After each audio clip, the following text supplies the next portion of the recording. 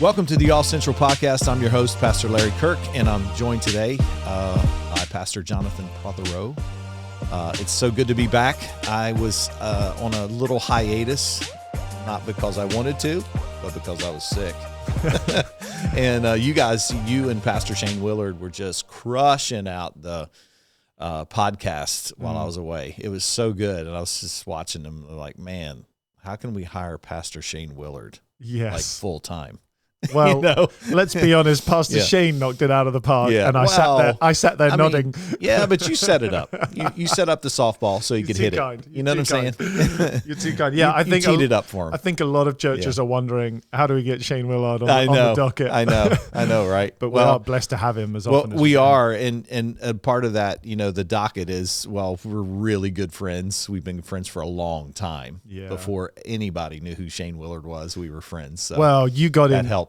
Early. When he started his ministry, it would be hard for us to be able to get him coming in fresh now. Yeah. Can you imagine it? Like, I was telling, my dad and I were talking about that a while back, and we were like, and this was before he got popular or whatever. It's like, we were like, man, this guy, I'm glad we're getting him on the way up, because I don't know if we're going to get him later. Right. If we'll be able to do that. So, we're blessed. So, we're so blessed to have him. But yeah, it was so good, man. You guys did a great job. Incredible podcasts. Yeah, just asking very generic questions, but they led to so much depth. My plan was to go through 50 questions, and we got through about 10 through 3 podcasts, which is hilarious. which is what happens when you sit with Shane. There's just a lot of depth and insight and wisdom. So if you haven't heard those, they're really worth, I think, a listen. Go back and listen if you haven't. Yeah, it'll really shape and make you think. Particularly, I think the first one, the conversations around heaven and hell.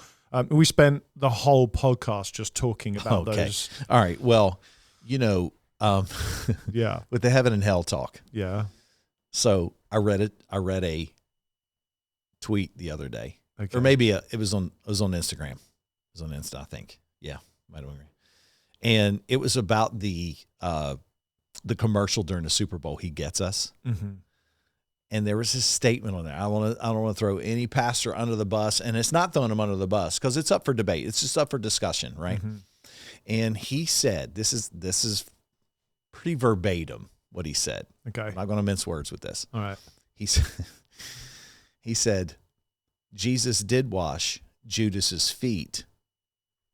Right? The whole foot, right? Sure. And yet still sent them to hell. Yeah. Wow. Yeah. I mean, that is like, I was like, there's so much to that, right? Serving people doesn't negate the consequences of how we live our life. Of how we live our life. Yeah.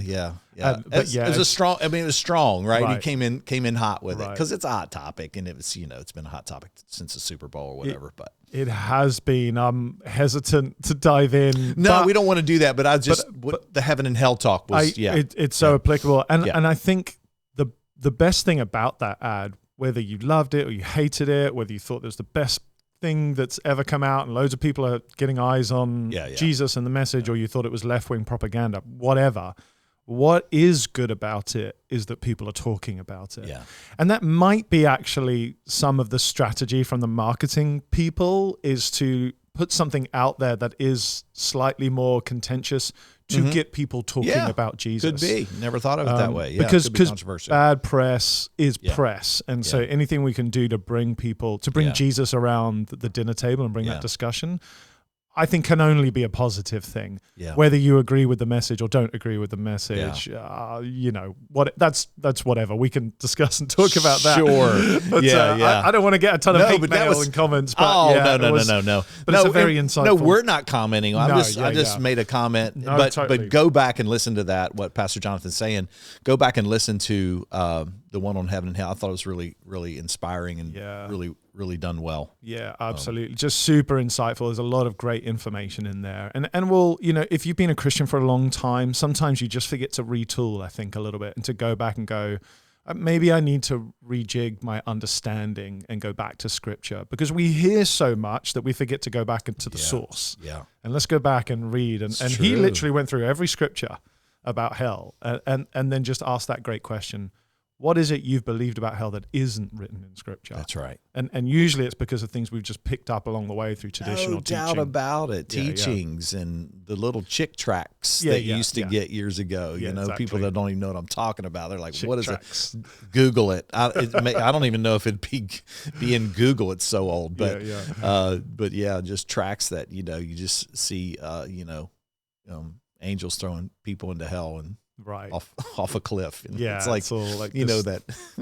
Madness. Yeah, it's madness. But anyway, we digress. We do digress because we're in a series. Relationships. Yeah.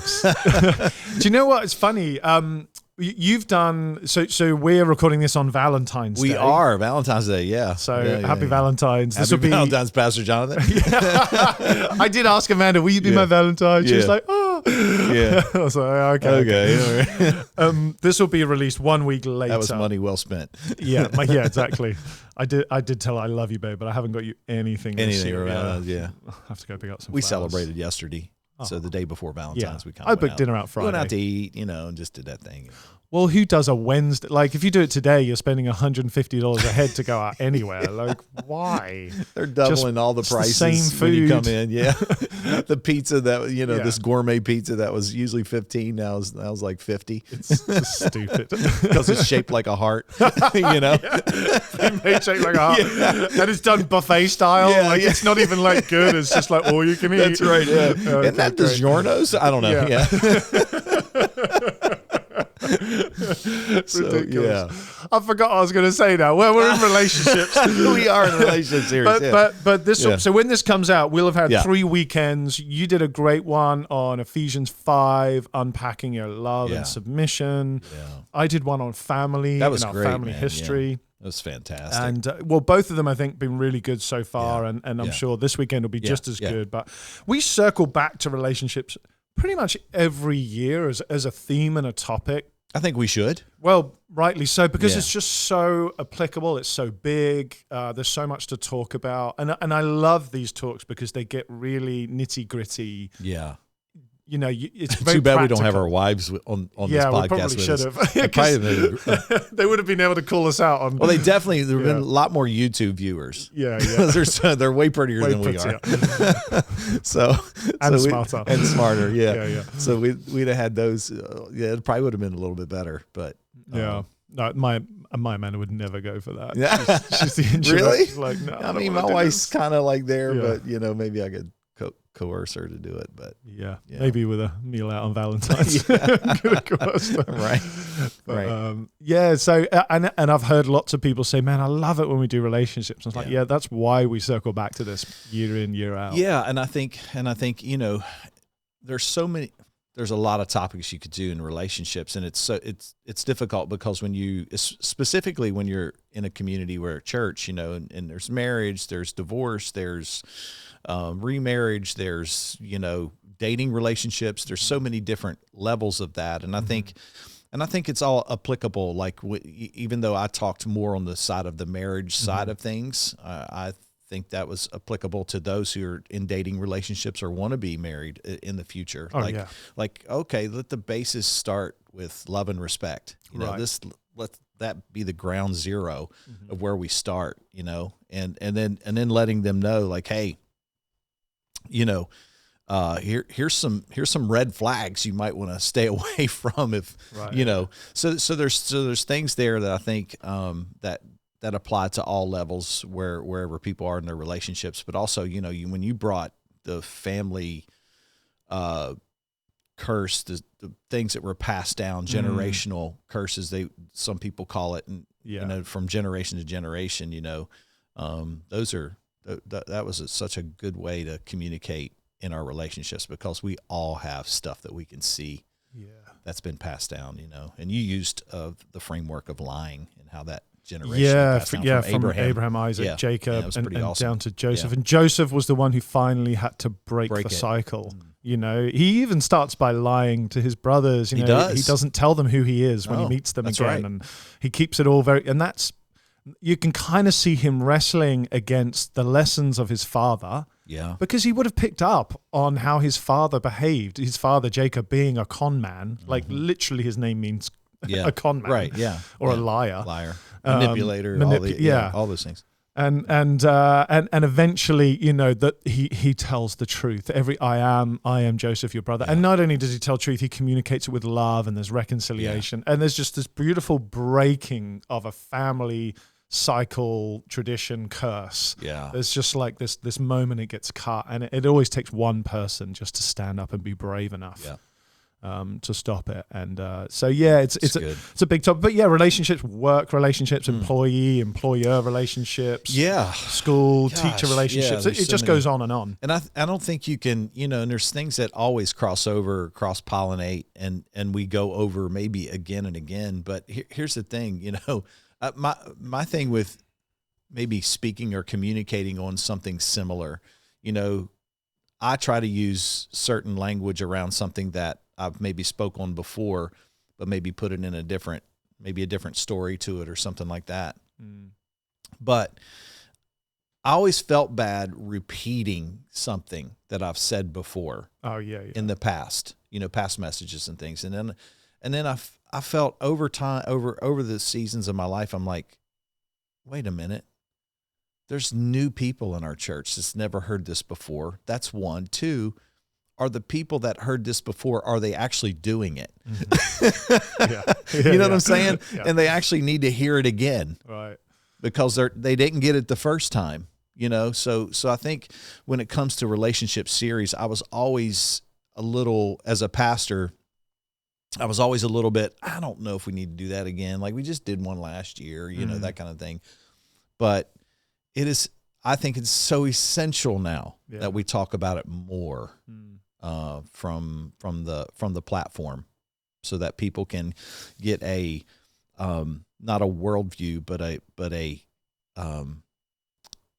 godly worldview of what relationships should be like. Yeah, which is why it's so poignant to start with, like you said, love and respect. Like even in a non-marriage relationship, start your relationships off with love in how 1 Corinthians 13 describes it as be kind, be patient, be long-suffering, be willing to let go of wrongs. Not you don't want to love your employer like, you're so cute. Not that kind of love. No, but you can certainly be kind, you can be respectful, you can be honoring, like that definition of love. If we start our relationships off there, we're on pretty good footing to have successful relationships. And that's why Paul, when he at the beginning of Ephesians 5 there, he said, yield to one another. And yielding to one another is not dominating over one another. Like when in some translations it's submit, and some that's yield. Yeah. It's one and the same. Yeah. It's the same thing. It's just different translations, but it tells you that it's not there. It's because I think sometimes, and hopefully I'm not speaking for women because I'm not one. Sure. But I do think in a feminist culture that we live in, that when they hear submit, that's a domineering thing. Yeah. You know what I'm saying? They hear like allow yourself to be squashed. It's so negative. Yeah. But yet Paul doesn't start it that way. He does ask the wife to do that because of how God set it all up and what it's to look like to the world.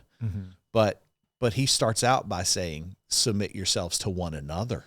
Well, exactly. Like, so if you think about it, Paul sets it up as submit to one another, and then then clarifies the roles. Right? Well, exactly. And, so think about this. So submit to one another, and then he says, wives, submit to your husbands. So he's not saying anything he hasn't already said. And then actually what he does is he adds on more responsibility to the guy. He does. Because the guy has to submit and to make sure that he leads in love.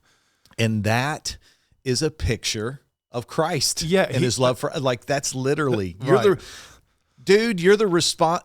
All the guys that are listening to this right now, it is your responsibility in carrying out the terms of the marriage. Like, I get it. It takes two, and it's not 50-50. I think it's 100-100. Yeah. You can't go half-heartedly into it and think that's going to make you complete as one, right? Yeah.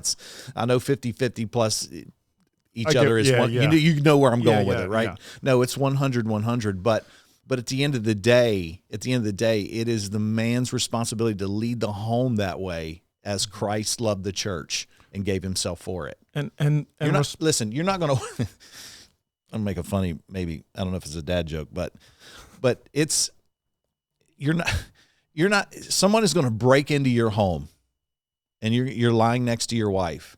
You're not going to turn to her and say, I think it's your turn this time. Right. Yeah. Do you want to take this or do you want me to take this? Right. That should never be the question. Yeah. You should just take it. Yeah. No normal, sane human relationship would do that in 50-50 or 100-100. Yeah. But I think it's just interesting. Both are given, the same mandate to submit, but then men are given the extra mandate to do more work, to bear more responsibility. So it's not that there's greater importance placed on the man. Actually, there's greater servanthood placed on the man. Mm-hmm. Serve your wife more than she serves you. Is essentially what Paul is saying.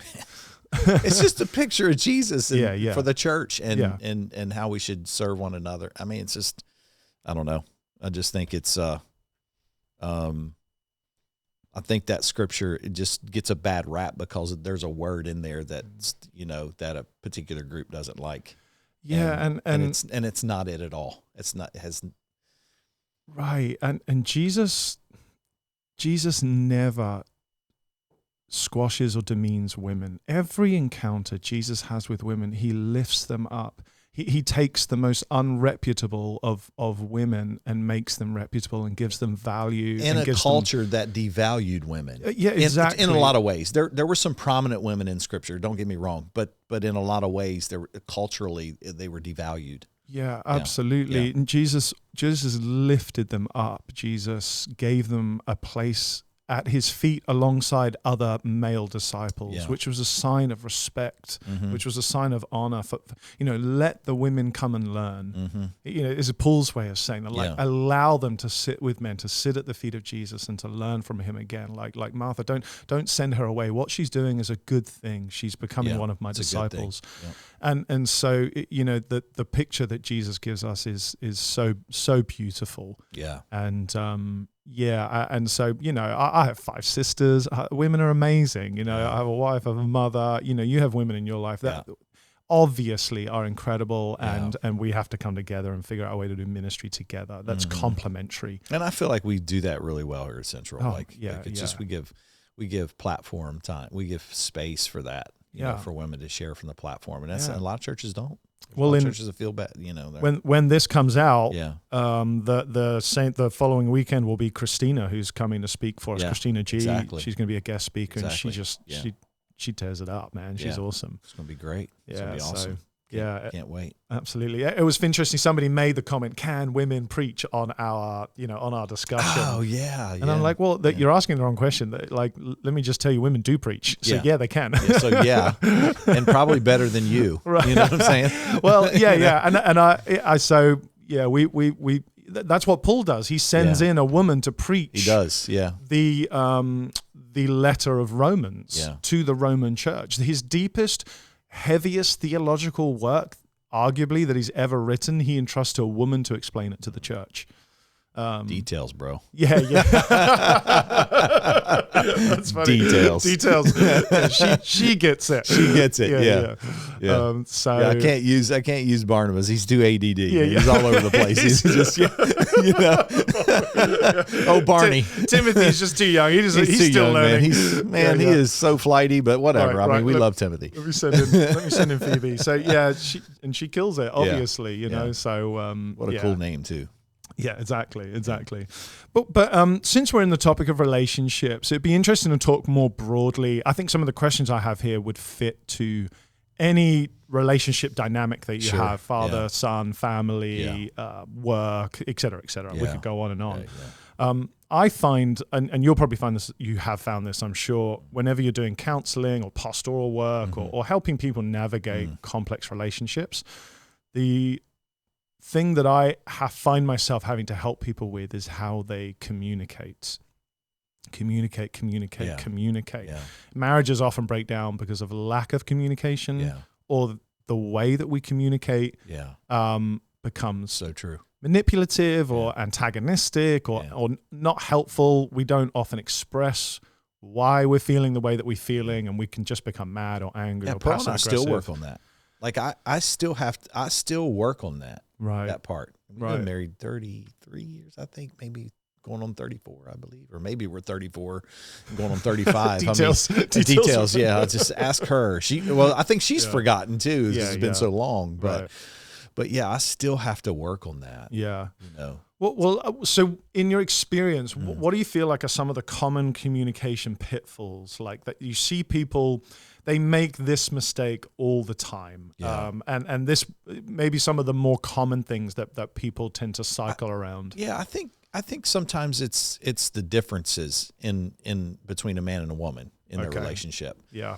And what I mean by that, you know, and I think that I talked about that week one, just celebrating the differences between the two, you know, and coming to an understanding of that, you know, because Paul asked the men to love, which is not a natural thing for us to do, because or I should say, we define love as going to work and providing, when they don't look at that as their love, you necessarily, know, necessarily, you know, they love the fact that you do that and provide and all this, but that's not, you know, the language that they need in that moment. And Paul's asking them to respect, which is not a natural thing for them to do. Right. Their natural thing is to love, you know? Yeah. And so I think sometimes it's understanding the differences when you're coming into, when it comes to communication, and understanding the fact that, you know, when you're communicating, maybe he comes home from a long day of work and he just needs 15 minutes. He doesn't need to be dumped on right when he walks through the door, or not just dumped on, but just talked to.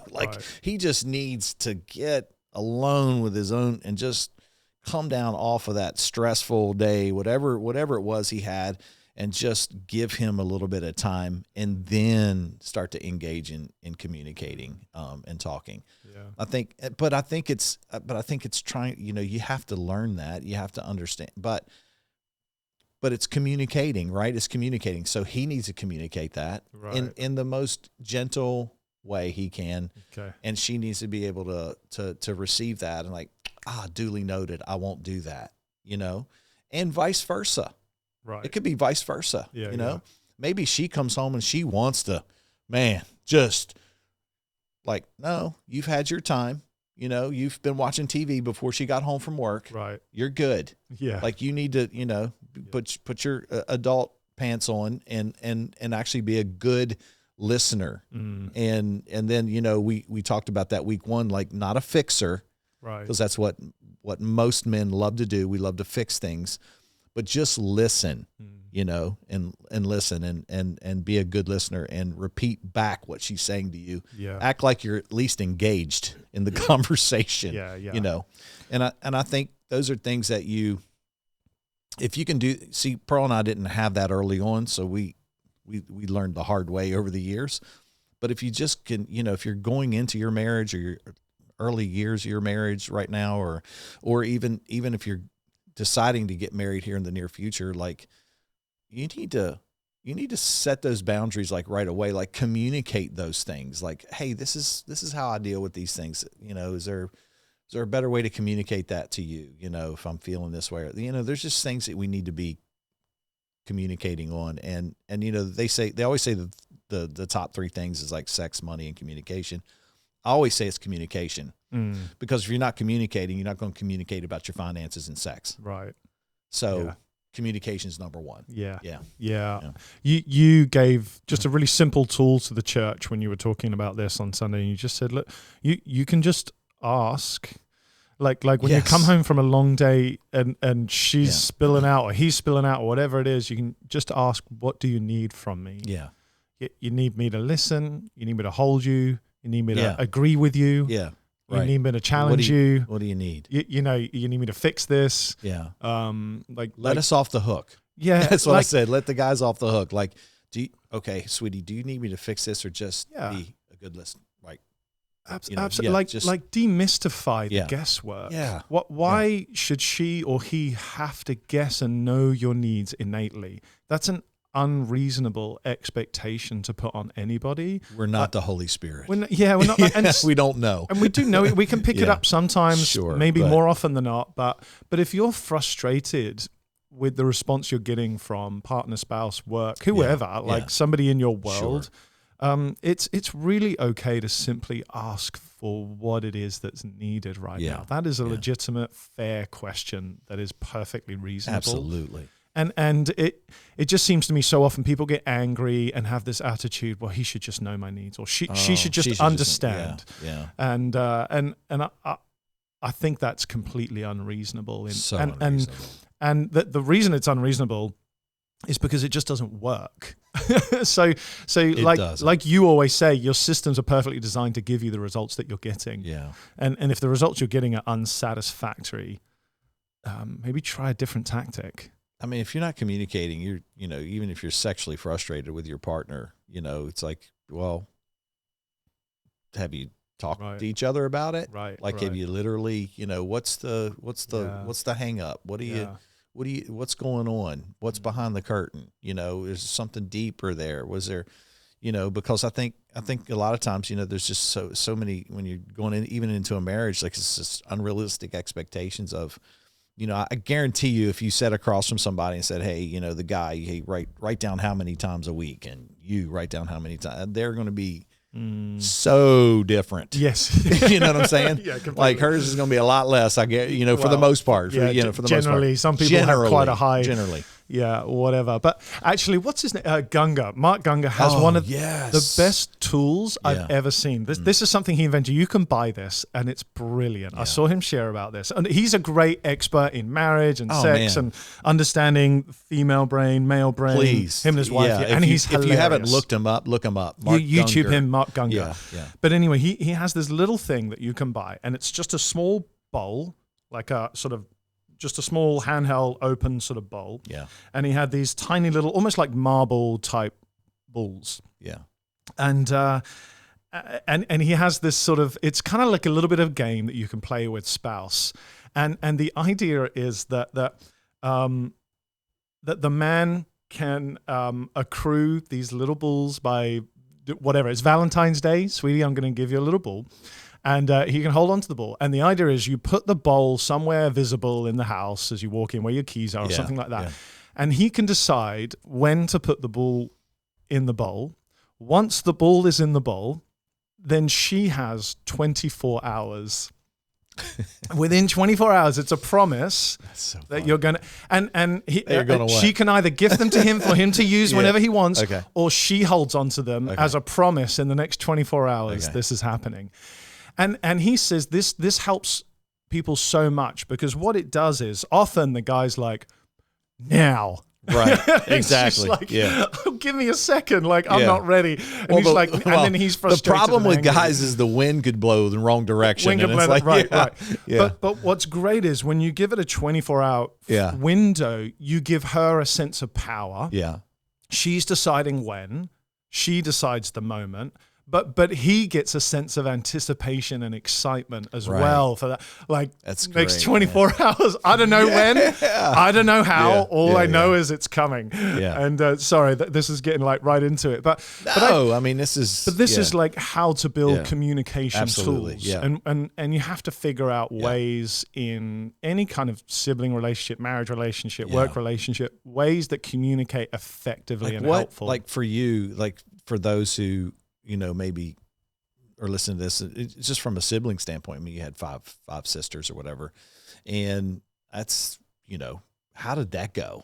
Like communication. You know what I'm saying? We were usually just all yelling at the top of our lungs for attention. Really loud house. Dinners are very loud. Yeah, very loud. Poor Amanda's just like, she's from one sibling. And the four of them, and they're two girls, and it's very polite. And they're fun, and they can be loud as well, but it's just times 10 with an Italian. 10, large family. But like it's funny, I had this discussion yesterday with somebody who's struggling with sibling communication. I think just like setting boundaries and just being really clear. So here, for example, one of my siblings, she finds it quite overstimulating sometimes, and it's quite a lot, just the noise and everything.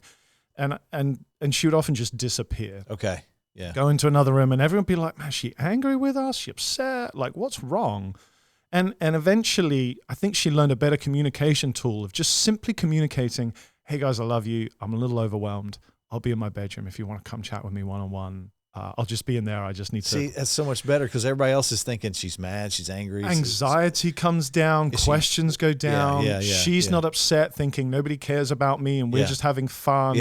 We understand what's going on with her. It's a simple communication tool that everyone feels more relaxed. Like, what does it cost you? Nothing. And people are terrified to communicate what's going on inside their lives. And like, you don't have to be antagonistic or manipulative or angry or say, you guys are too much. I'm leaving the room. Do you think it's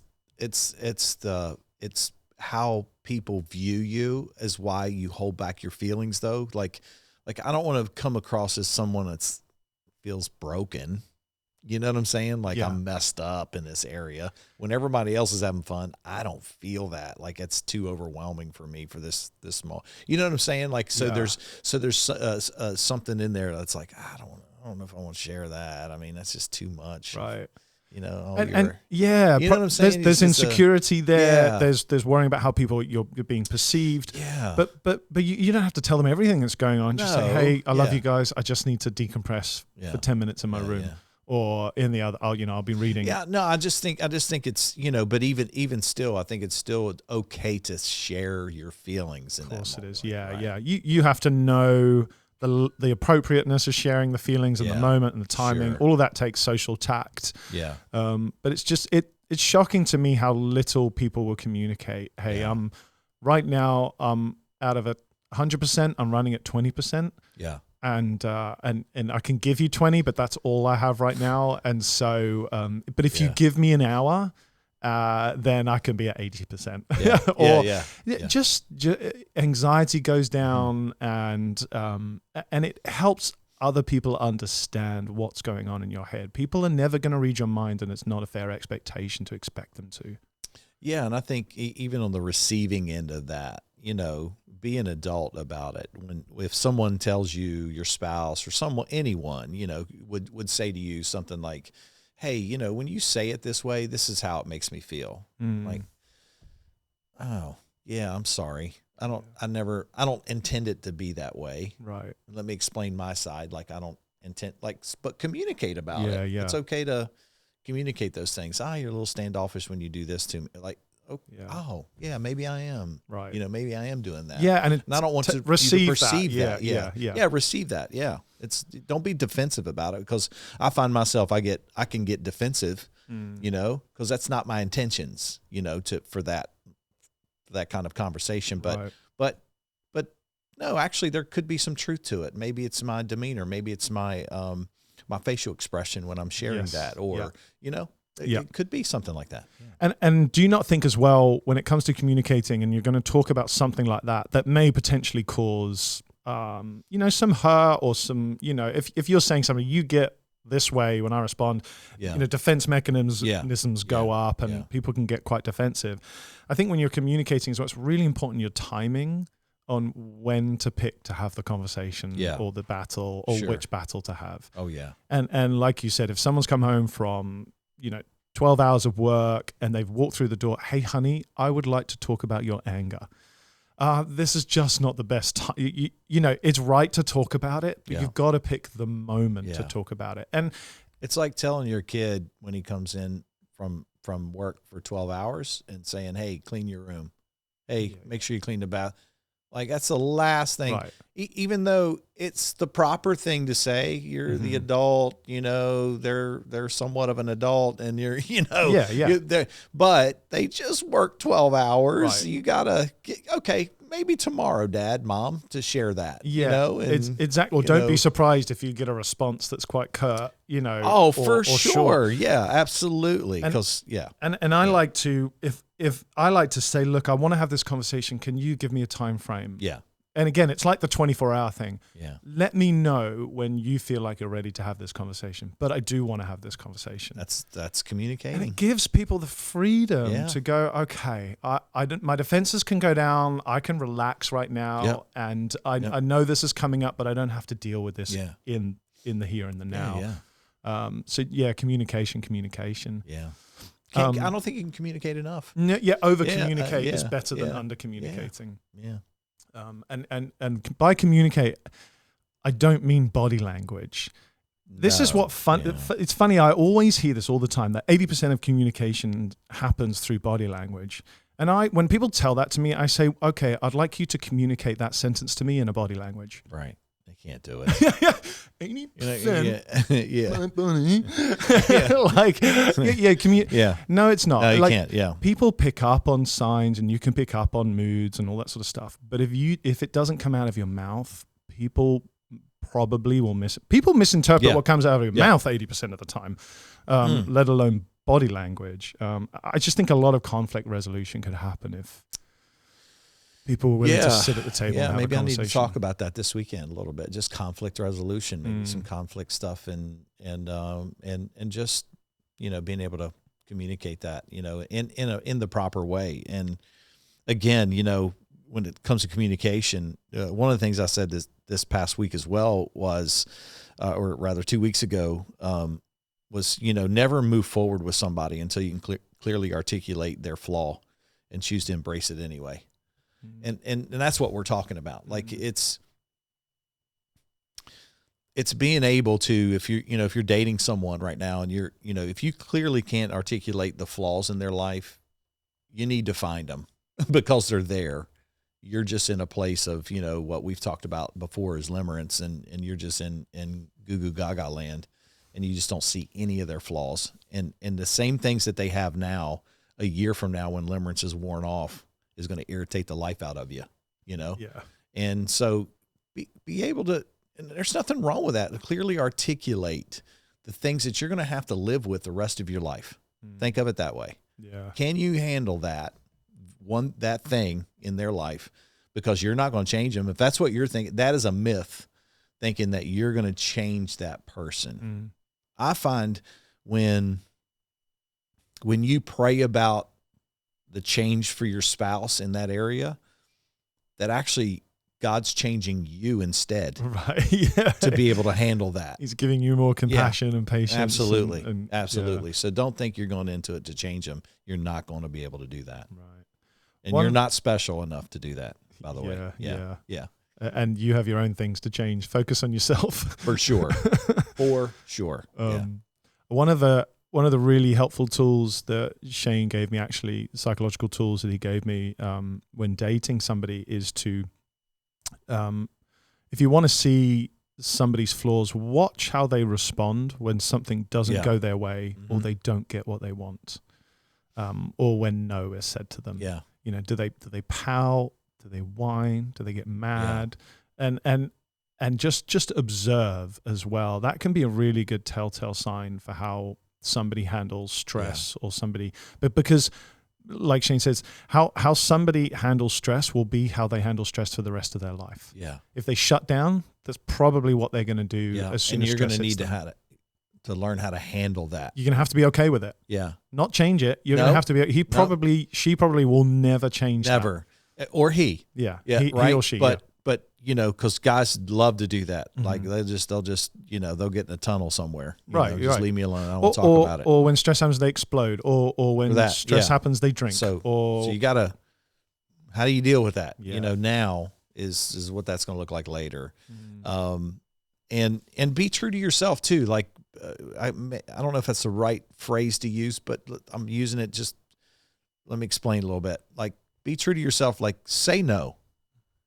Like, if there's something they're doing and they're asking you to do, and you don't want to do it, don't say yes for the sake of keeping the peace.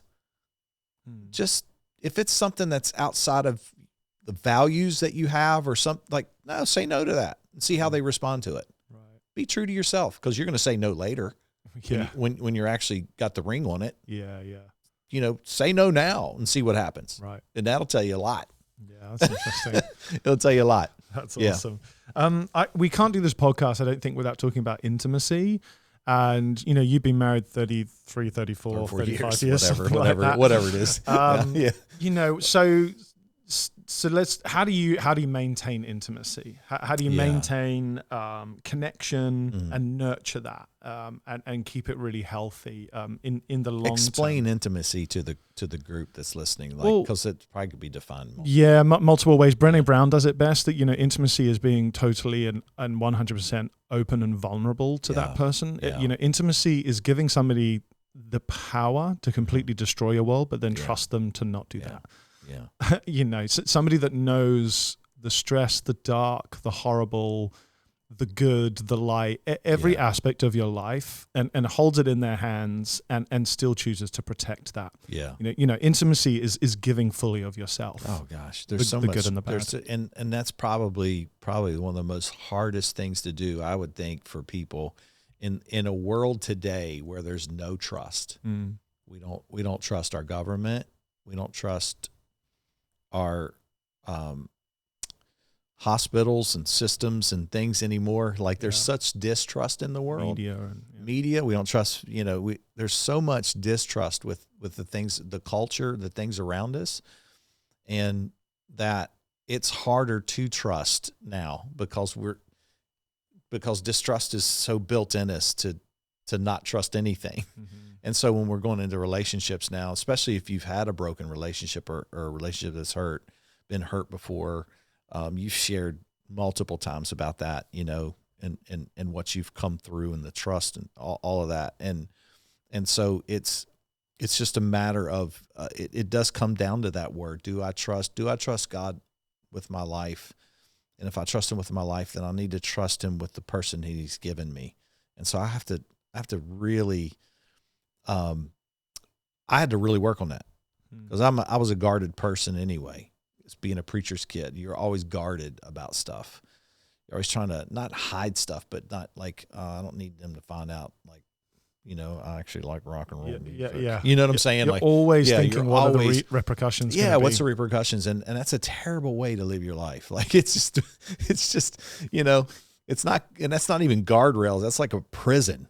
You're in a prison. So, but I had to really work on that as well in my life. So you were like that with Pearl as well? Yeah, like super guarded at the beginning, right? In our relationship, even in our marriage to a certain degree, and then when things came out in my life, like, there's some really super dysfunctional things that, and one of those things that you talked about on this past Sunday about things that are passed down, right? And so anger was one of those things. It was so easy for our family, right? And it's so easy, and we could, you could always blame on your parents. You can blame stuff back here, but at the end of the day, the responsibility is still yours to break off of your life, and so anger was one of those things that really came out that she didn't see early on. Interesting. Right? Because I guarded it. Yeah. There was no we weren't communicating. And so the intimacy with that is like, if we were truly intimate, like, I'd be like, listen, I really struggle with this part of my life. I'm going to need some help here. I'm going to need you to help me navigate this a little bit, to be more trusting with that, but early on, you're so guarded. You want them to think you're perfect and not, so that was one of the things that came out later that hurt our relationship to a certain degree. As a matter of fact, I'll be honest on the podcast here. We didn't have kids till about 5 years into it, because we really didn't know we were going to make it. Like, it was it was, and I can truly say, I can take the responsibility of that, because I felt like most of that was me. And most of that was on me. And so instead of allowing God to work on that in my life, I wasn't allowing anything. I was really trying to push back on all of that. And God was trying to work on that. And it got uglier and uglier and uglier until I had to surrender. Sure. And so a part of that was, it hurt our relationship early on, not being intimate up front about and real about our stuff. Right. And that's what I'm saying, man. When you look at going into a marriage, like, you gotta know the stuff before you, and you're willing to embrace it anyway and move on with that person. Yeah. And so, that was, So intimacy, I mean, that was a learned thing that we've developed over the years, and she knows everything about me now, you know, and she could crush me if she wanted to. Yeah, and it's like a vulnerable place to be, like you said, like that. Yeah, my wife could absolutely destroy my life. Yeah, but I trust her not to. Trust her not to. You know, and that's as intimate as it gets. And think about it, John. Like most people now, don't have that type of intimacy in their relationship, right? Because there's no trust there. Things like separate finances and like just everything.